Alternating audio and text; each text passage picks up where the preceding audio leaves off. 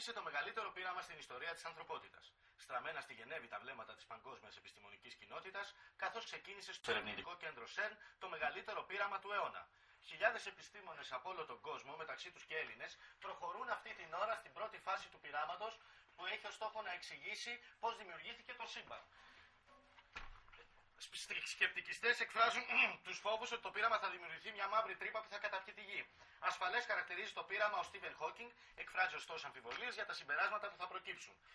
Συνεχίζεται στη Βουλή η συζήτηση του φορολογικού νομοσχεδίου μετά από μια επεισοδιακή συνεδρίαση χθες βράδυ με εκατέρωθεν πυρά και εντάσεις.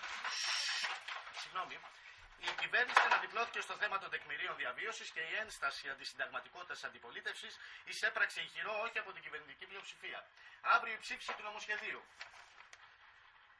Βήμα πρόκληση στα προκριματικά του Μουντιάλ, με ειδική απόψη και θέση του Εθνική Ομάδα Ποδοσφαίρου με αντίπαλη τη Λετωνία στη Ρήγα.